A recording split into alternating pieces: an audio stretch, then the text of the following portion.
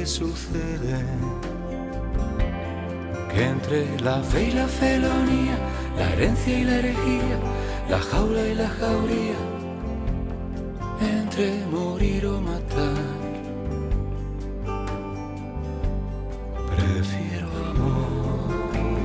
amar, prefiero amar, prefiero amar, prefiero amar, prefiero amar, prefiero amar, prefiero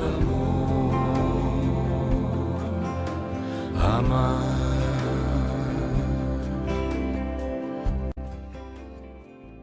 Hola, ¿qué tal, amigos y amigas? El vídeo de hoy está dedicado al judaísmo, a una de sus fiestas más importantes que paradójicamente es de las que pasa más desapercibida para los no judíos, la fiesta de Tisba B'Av, es decir, el 9º día del mes de Av, que equivale a nuestros gregorianos julio-agosto. Por eso, dependiendo del año, caerá en un mes o en el otro.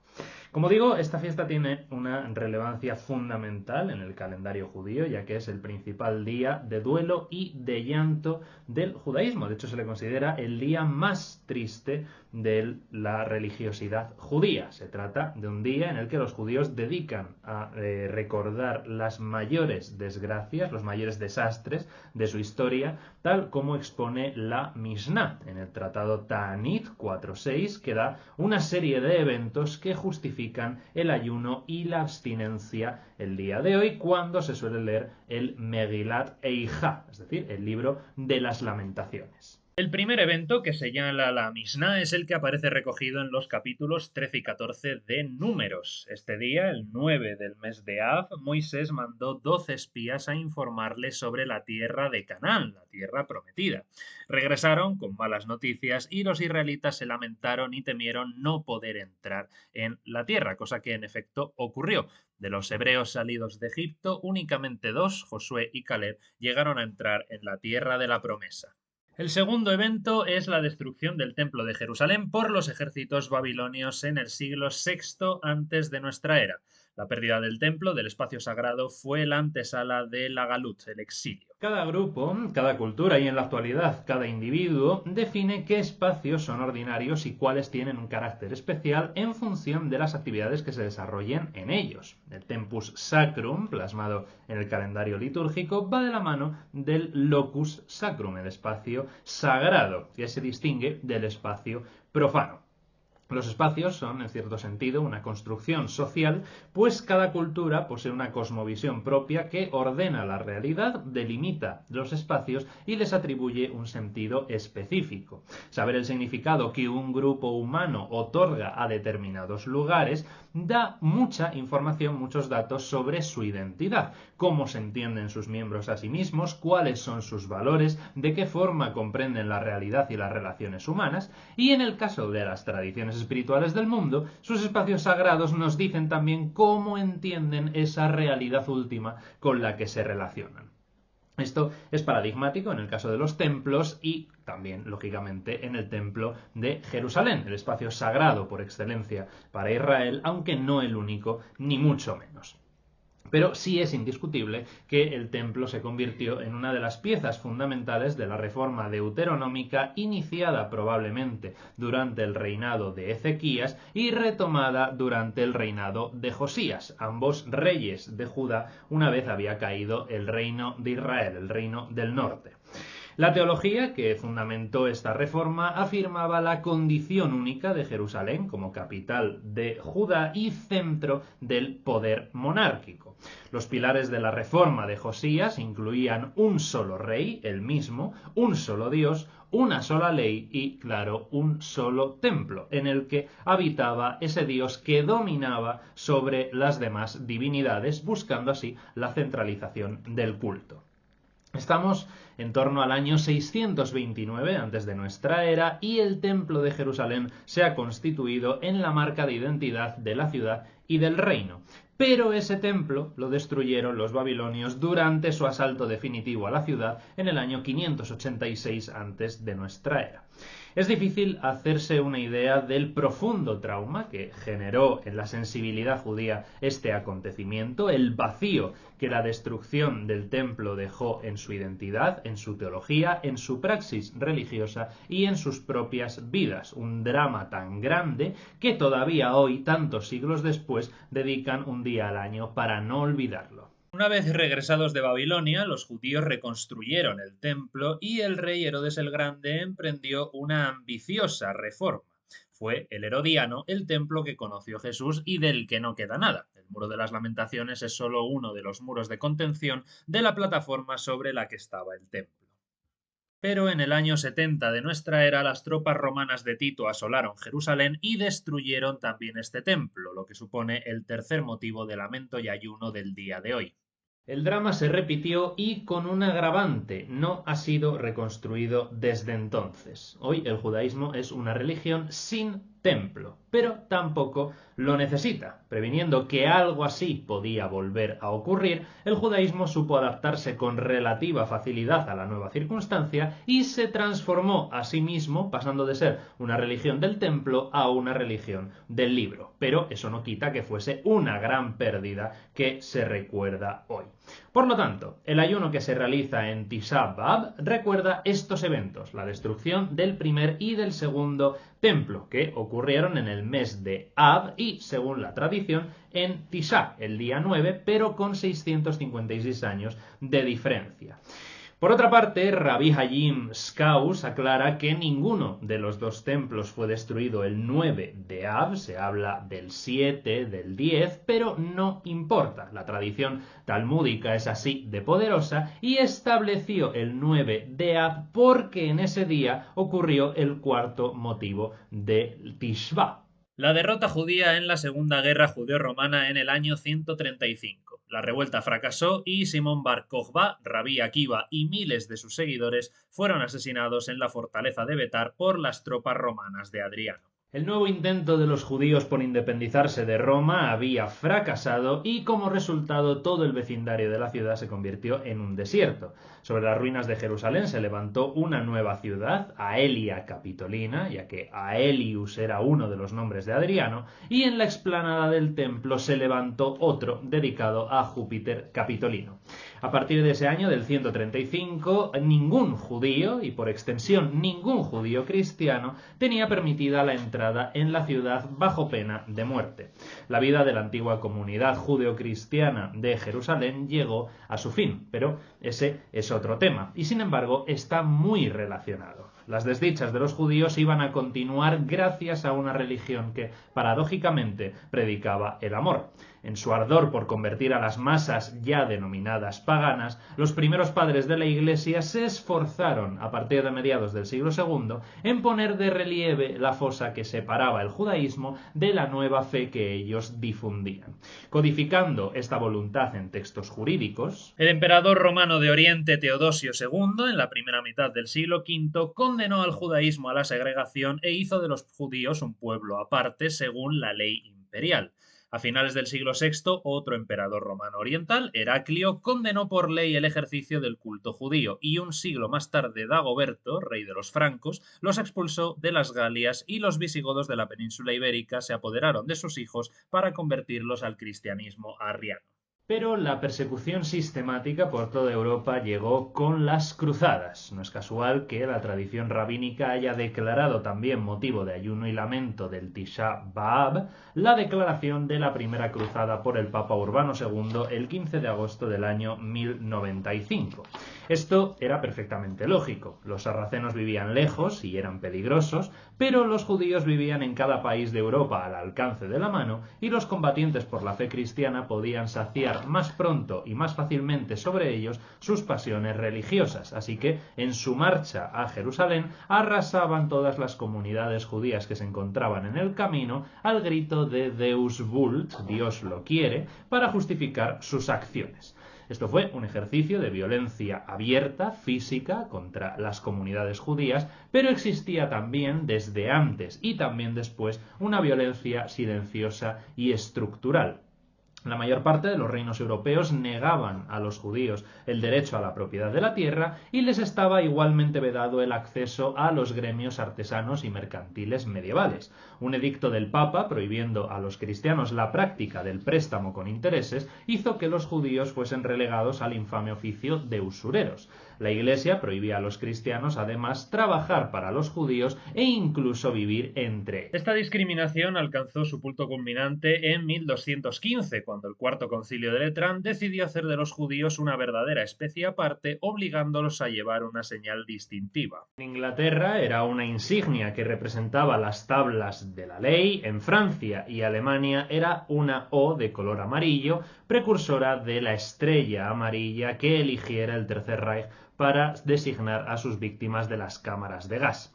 Un poco más tarde, en 1242, se produjo en toda Europa la quema sistemática del Talmud. En 1290, el rey Eduardo I de Inglaterra firma un edicto por el cual, de la noche a la mañana, expulsa a los judíos instalados en su reino, igual que Felipe IV de Francia, el Hermoso, el mismo que el de los templarios. Eso permitió a los monarcas apropiarse de la mayor parte de sus bienes. También se acusó a los judíos de cometer muertes rituales de niños cristianos y de extender la peste negra por Europa emponzoñando los pozos. Tras estas acusaciones, más de 200 comunidades judías fueron exterminadas. Durante estos siglos de crueldad, el único lugar donde los judíos pudieron llevar una vida casi normal fue la España califal. En estas tierras, bajo la dominación de los omeyas, el pueblo judío prosperó como nunca durante todo el tiempo de su diáspora. Pero tras la disgregación, la conquista de los sucesivos reinos de taifas por los reinos cristianos del norte puso fin a esa excepción europea. Este contexto dio pie a uno de los acontecimientos más terribles y que es de gran importancia en el Tisba B'Av de los judíos sefardíes, la gran masacre de judíos de 1391, que comenzó el 6 de junio en Sevilla y se extendió por Córdoba, Toledo, las principales ciudades de los reinos de Castilla, Aragón y Navarra, llegando hasta Barcelona. Saqueos e incendios de juderías y sinagogas, conversiones forzadas y asesinatos indiscriminados de judíos. Una terrible mancha en la historia de nuestro país. Siempre se recuerda el año 1492 como el año en el que Fernando de Aragón e Isabel de Castilla, los reyes católicos, enviaron a Cristóbal Colón al viaje que supondría el redescubrimiento de América, pero pocos se acuerdan de que también fue el año en el que se firmó el decreto de expulsión de los judíos de sus reinos. El Edicto de Granada, promulgado el 3 de agosto de 1492, no fue derogado oficialmente hasta 1969. Pero eso fue solo la culminación de un proceso que había empezado mucho antes. Muchos de los judíos sefardíes ya habían abandonado su tierra tras la masacre de 1391. Con el paso de los siglos la cosa no mejoró. En Prusia los judíos no tenían derecho a circular en vehículos ni utilizar los servicios de cristianos para encender sus fuegos del Sabbat. Como la del ganado, su entrada en la ciudad era concedida por un permiso especial. En la península itálica, la posesión del Talmud constituía un crimen y cada año Roma renovaba los antiguos juegos del circo, obligando a los judíos, que habían sido engordados como gansos, a correr medio desnudos por la actual Vía del Corso, la principal calle del casco antiguo de la ciudad, solamente por diversión. Venecia, a su vez, enriqueció el vocabulario universal bautizando con el nombre de Ghetto Nuovo, la nueva fundición, el barrio de residencia obligada para los judíos. En los guetos de la mayor parte de las ciudades, el número de habitantes estaba fijado por ley, así que los jóvenes judíos tenían que esperar para casarse e irse a vivir juntos a que un fallecimiento dejase una plaza vacante en el barrio.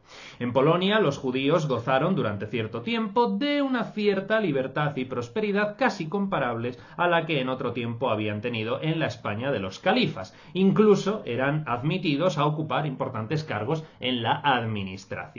Pero cuando los cosacos se rebelaron contra los polacos en la segunda mitad del siglo XVII, los judíos, como no, fueron sus principales víctimas. Con una ferocidad y un refinamiento hasta entonces sin parangón en la historia de las persecuciones antisemitas, los rusos hicieron desaparecer a más de 100.000 judíos en menos de 10 años. Cuando los zares extendían las fronteras de su imperio hacia el oeste a través de Polonia, una nueva era de crueldades parecida a las de la Edad Media se abatió sobre casi la mitad de la población judía del mundo. Los zares intentaron expulsar a los judíos de sus territorios si no se convertían a la ortodoxia rusa, y fue finalmente Catalina I la Grande quien confinó a los judíos en el mayor gueto de la historia. Delimitada entre 1791 y 1794, la llamada zona de asentamiento estaba situada en la frontera occidental, cubriendo el 20% de la actual Rusia europea, además de las actuales Bielorrusia, Lituania, Moldavia, Polonia y Ucrania. Los jóvenes estaban obligados a la conscripción, es decir, el servicio militar obligatorio, desde la edad de 12 años y por un periodo de 25. Había impuestos especiales sobre la carne kosher y las velas del Sabbat. Las mujeres judías no tenían derecho a vivir en las grandes ciudades universitarias, a no ser que llevasen la misma insignia amarilla que Rusia ponía a las prostitutas. Y después del asesinato del zar Alejandro II en 1881, las multitudes fueron oficialmente estimuladas para asesinar a los judíos. Fue en ese contexto en el que una nueva palabra nació, la de pogrom o pogromo, que era sinónimo de terror y muerte y que resonaría de ciudad en ciudad a través de la inmensidad rusa. En lo sucesivo, esta población maldita de los países del este solo escaparía al exterminio replegándose sobre sí misma en un apego fanático a su religión y a la observancia apasionada de sus tradiciones, las bases del fundamentalismo judío.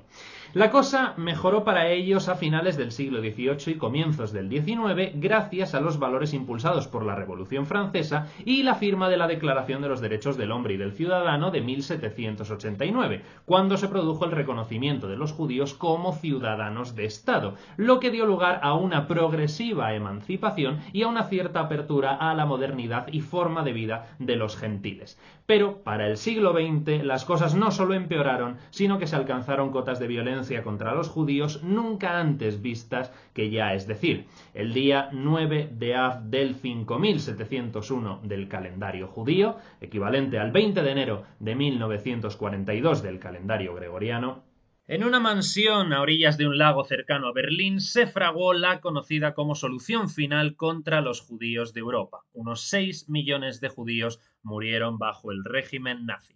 Por ello, varios rabinos jaredíes incluyen en el Tisha B'Av el recuerdo de las víctimas de la Shoah. Por otro lado, el judaísmo masortí y el reformista no los incluyen en este día, sino que les dedican uno propio y especial, el Yom HaShoah, que tiene lugar entre el 5 y el 6 de mayo. La cuestión es, ¿qué se espera conseguir con este ayuno y este lamento y esta reflexión por lo perdido? Pues la conciencia de que nuestra vida es imperfecta, incompleta y que nada es permanente, de que ningún judío debe poner su emuná en algo distinto a Dios y en aprovechar este día para dominar nuestros impulsos. No se puede comer ni beber, ni mantener relaciones sexuales, ni dar muestras de afecto, ni bañarse, ni aplicarse cremas o desodorantes o similares, ni siquiera se permite leer la Torá, para centrarse en lo importante. Es un día para hacer tikún. A menudo se habla del tikkun olam, ¿no? La reparación del mundo es el compromiso de hacer una sociedad más justa, pero el tikkun olam empieza por el tikkun adam, la corrección o reparación de la persona. No se puede cambiar el mundo sin transformarnos a nosotros mismos. Se necesita de un trabajo interno para que cada uno repare lo que está roto o dañado en su vida, aquello que le impide comprometerse sinceramente en la tarea de mejorar la vida de los demás, de mejorar la sociedad en la que vivimos y de mejorar el mundo que habitamos. Y este periodo de preparación va desde la destrucción total, representada en este Tisha B'Av, hasta la reconstrucción representada por el Día del Perdón, Yom Kippur, que este año se celebrará entre el 24 y el 25 de septiembre.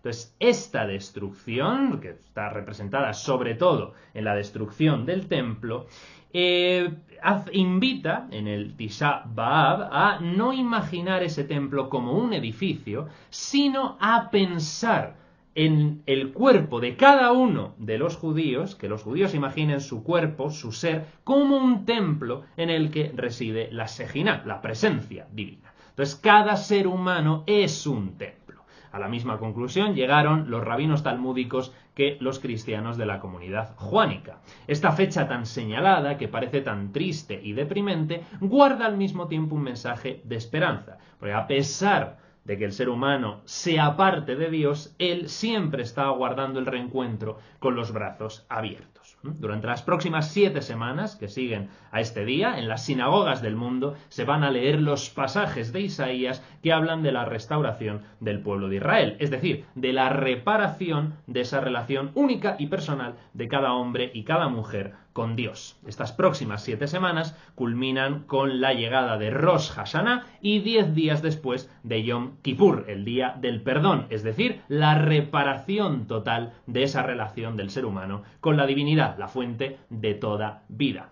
Y dice la tradición rabínica que por fortuna no estamos solos en esa tarea. Hay un hermoso midrash que cuenta que Dios acompaña a cada uno, a cada persona, según sus propias capacidades.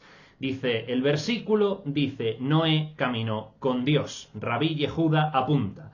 Esto se puede comparar a un rey que tiene 2 hijos. Uno es adulto y el otro un niño. Al niño le dice, camina conmigo. A Abraham, cuya fuerza era mayor, Dios le dijo, camina delante de mí y sé perfecto. Sin embargo, a Noé, cuyas fuerzas eran menores que las de Abraham, la Torá dice, Noé caminó con Dios. Para el mundo judío, Dios nunca pide lo imposible, sino que se adapta a la capacidad y los límites de cada uno, pero sí espera de todos el compromiso para mejorar como personas. Entonces, las semanas que median entre el Tisha B'Av y el Yom Kippur permiten hacer una pausa y preguntarse cómo puedo mejorar mi vida anterior, cómo puedo mejorar mi relación con los demás y cómo puedo mejorar mi relación con Dios. Por lo tanto, estos días pretenden ser, sí, de paz y de alegría. El Tisha B'Av es de tristeza porque cómo reconocer la alegría por lo que tienes sin valorar lo que has perdido. Pero también son días de reparación y de superación personal. Así, cada uno puede prepararse para construir una sociedad más justa, más igualitaria y un mundo mejor. Hasta aquí el vídeo de hoy. Muchísimas gracias por vuestra atención, espero que os haya gustado. Quiero agradecer especialmente a Patri y a Juan Carlos por sus donaciones recientes, gracias de corazón. Nos vemos la semana que viene, cuidaos mucho y como siempre, Ultreya.